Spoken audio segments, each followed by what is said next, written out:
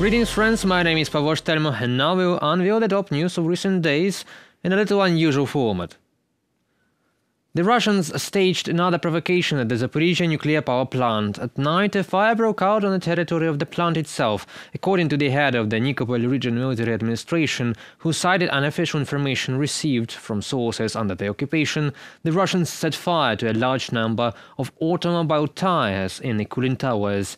As of now, the fire has stopped. The radiation level is reported to be normal.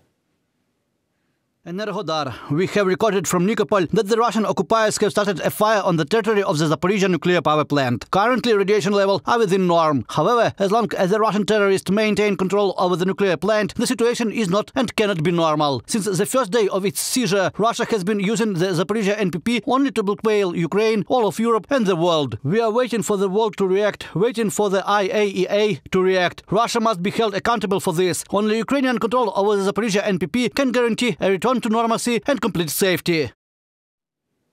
And IAEA reacted.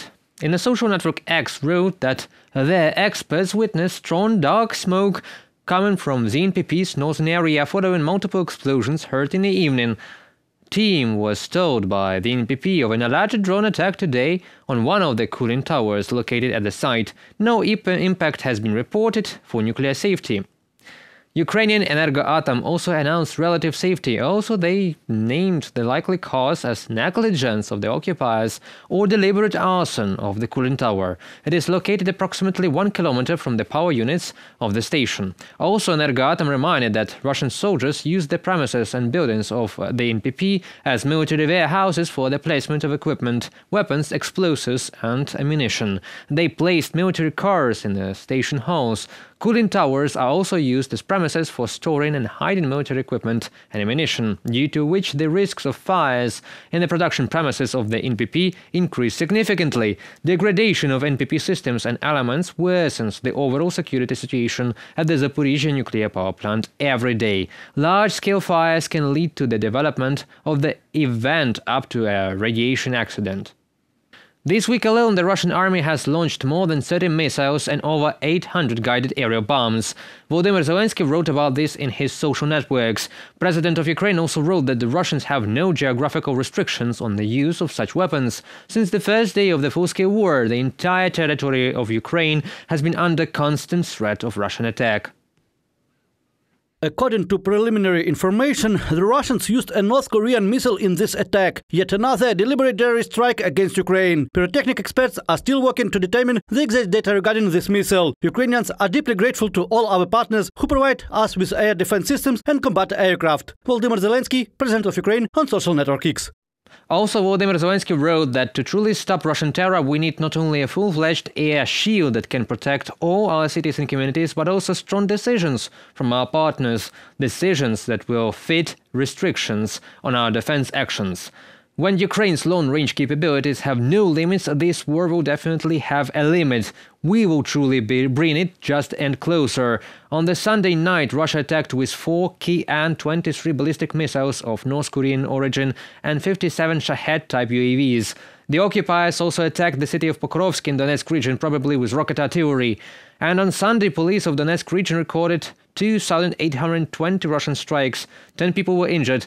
The cities of Kostiantynivka, Kramatorsk, Kurakhove, Novogrodivka, Pokrovsk, the village of New York, the villages of Rishene, Kostiantynivka and Rivne came under attack. Ukrainian sportsmen win 12 medals at the 2024 Olympics in Paris. It is the best result in the last 12 years regarding the quantity of gold medals, but also it is the second worst result of the national team in the history of performances in terms of the number of all medals.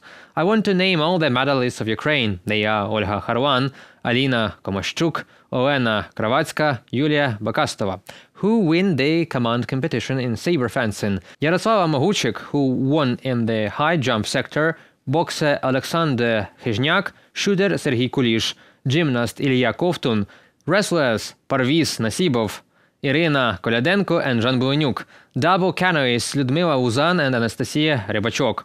and athletes Irina Gerashchenko and Mikhailo Kokhan. The Ukrainian team was represented by 140 athletes, which became an anti-record in the history of our country. Soon, on August 28th, the Paralympic Games await us, where Ukrainian Paralympic athletes will win an incredible number of medals and glorify Ukraine too. Follow the 2024 Paralympics on our channel.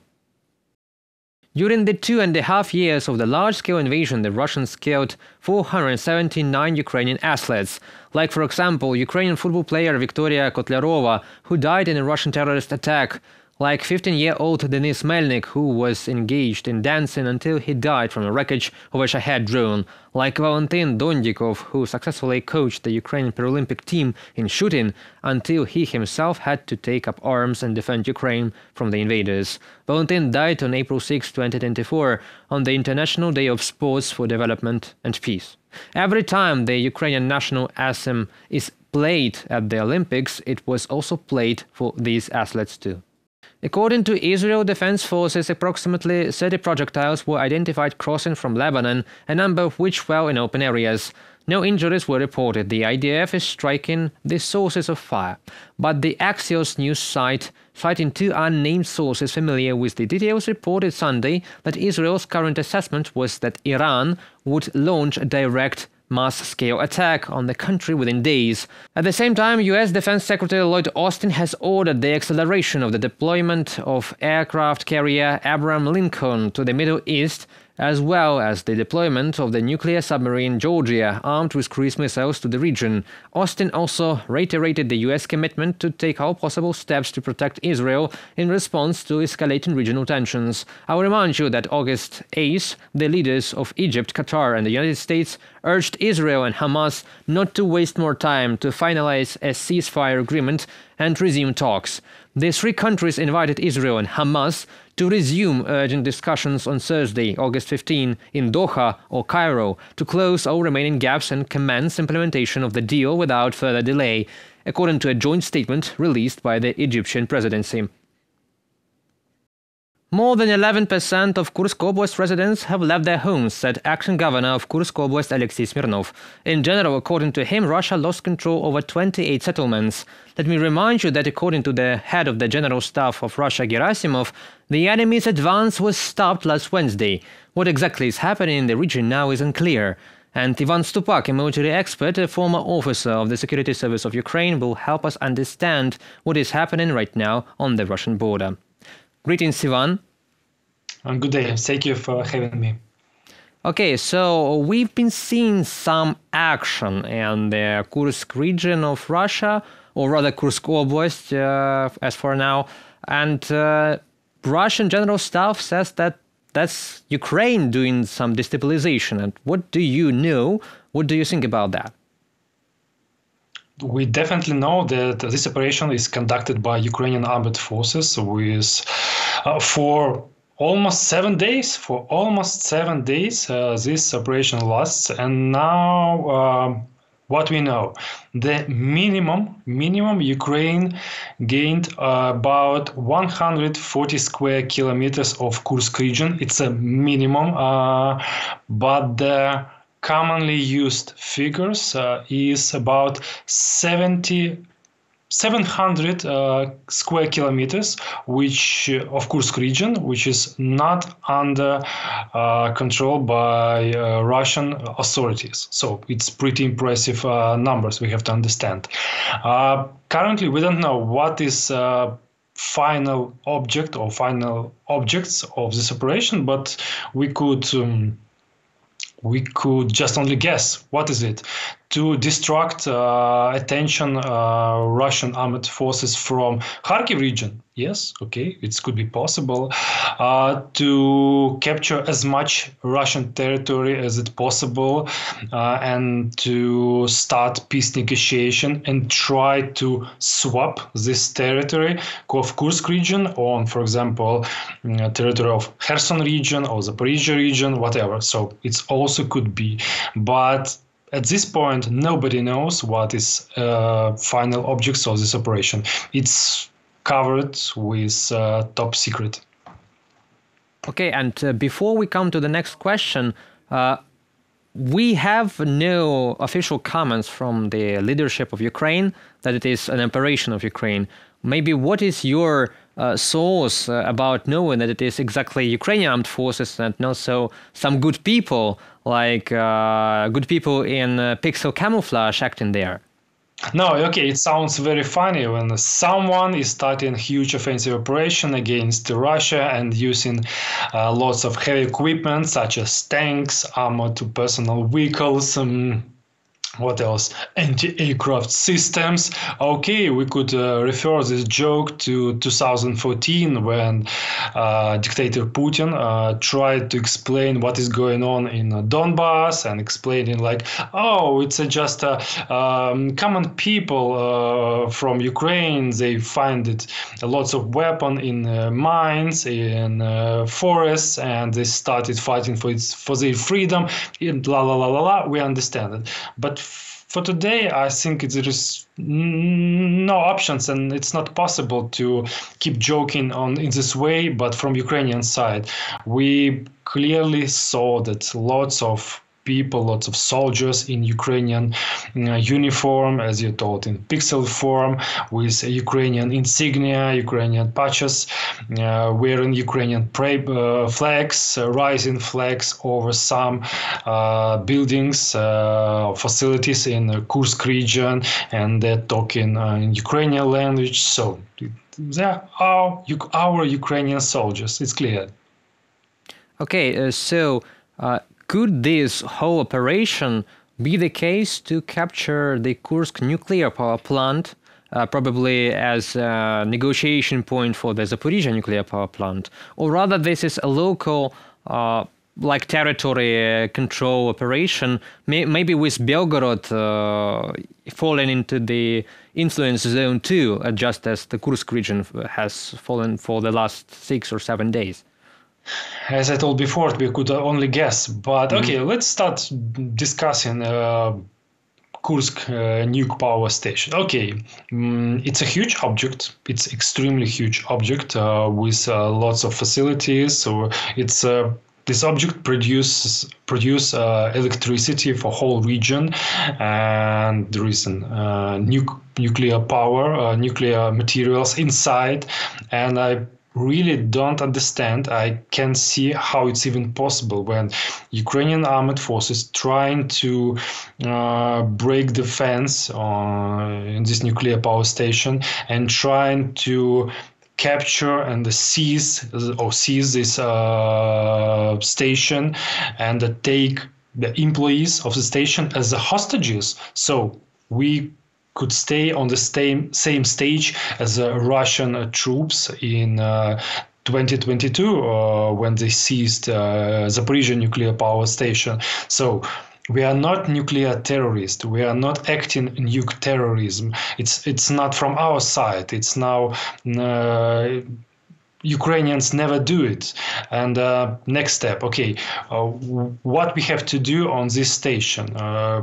We have to replace nuke power. We have to keep it operating in normal way. And the whole responsibility for any emergency situation in this object will be wholly on Ukrainian authorities, on the president, on Ukrainian government, on Ukrainian people, and we will be blamed by International Atomic Agency, will be blamed by United Nations. We could also lose some of our Western friends, and I really, to be honest with you, I don't believe that it's our point of view to capture nuclear power plant in Russia Federation. Okay, so that is rather not a nuclear operation because, as you said to us, this would evaluate Ukraine and Russia on the same stage as nuclear terrorists. But maybe why it was so unexpected for Russian authorities, why it was so easy for the armed groupings of forces to move and take a lot of prisoners of war, conscript prisoners of Russian army. I could explain. It's easily explained. Okay, it's clear for us that Russia Federation, Russian intelligence, military intelligence, and guard service, FSB, they clearly got information about Ukrainian preparation, because it's 21st century. Everything could be seen using signal intelligence, what else? Satellite intelligence, electronic warfare. So different sources of information, human intelligence. So they saw preparation on Ukrainian side with heavy equipment, with munition, lots of drills, but I do believe that Russian command, general staff, they not believe that Ukraine will even try to break through a Russian border and trying to enter. So Ukrainians just conducting drills. That's all. Okay. Let's do it. We are conducting an offensive operation on the east. It's okay. They know they cannot even to understand or forecast that Ukraine could even try to dare just to enter the Russian Federation territory and start an offensive operation on Russia side, because it was a red line, the one more red line that Ukraine crossed during the last 2 years. And do you believe that this territory invasion, if we say so, will be for some time? It will be lasting, because we have seen previously the Russian volunteer corps breaking into Russian territory, conducting raids, and returning back to Ukraine. And right now, some media in the West write that Ukraine's there for a long time. Do you believe in that? Nobody knows. Nobody knows, okay. And I will explain you why. Look, everything depends on two big points. First of them, how many resources Ukraine is able to use to support this operation. I mean, with manpower, with equipment, with heavy technique, armored personal vehicles, tanks, etc., etc. And what about Russia Federation side? How many resources they also would like to use to stop Ukrainian offensive operation? So there are 2 points. And one more point. According to some Russian sources, Russian general staff see this situation in this way, in this particular way. Okay, we understand that now it's impossible to stop Ukraine, but we also understand that maximum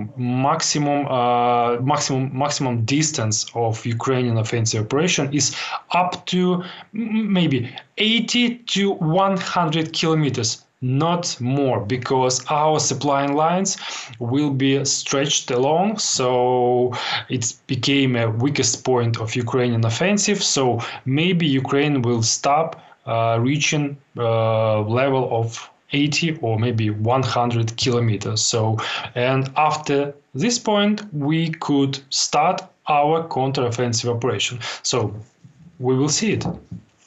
Okay. And maybe the final question, do you see this whole operation as a relief for the Eastern Front, where we had seen position warfare for the last 2 years, and almost all of Russia's offensive potential is on the east of Ukraine? It is Donbas front, it is Pokrovsk right now, the city is under siege, Chasiv Yar. Do you believe that Russia will try and remove some of their personnel from those striving positions on the front to counter-offensive in the Kursk region? I do believe in it, but right now it's not happened yet. But from the Kharkiv region, Kharkiv direction, we've got some information that Russian general staff started withdrawing some part of troops. For example, 2,000 manpower, drone detachments, some tank brigades, what else? Demining machines, etc., etc. So just right now we could see some moving from Kharkiv toward Kursk region, but from other locations now we've got some preliminary some information that, for example, from Kherson they will be removed about 2 battalions of storm detachments, maybe from Zaporizhzhia region. Some of troops, some battalions or brigades will be removed, but now we can't see these movements, so I think we could have to wait maybe for a couple of days. Okay, so that's an interesting point. They could remove from non-primary in the Russian imagination, non-primary directions like Kherson, Zaporizhzhia, put pressure more on Donbass, and remove from Kharkiv too. So we are securing safety for Sumy region, for Kharkiv region of Ukraine with that. Thank you very much for your commentary. Yeah, and we were very glad to see you in our UATV studio. We hope to make more of content with you. Thank you, Ivan. Thank you. Take care. Have a nice day. Bye. So, Ivan Stupak, a military expert and a former officer of the Security Service of Ukraine, was with us trying to explain what happened right now on the Russian border in the Kursk region after all. And that concludes our video for today. Thank you for watching. Stay updated, comment, like and subscribe to our UATV English channel for more news from Ukraine. It is your support that really matters for us. Have a nice day and goodbye.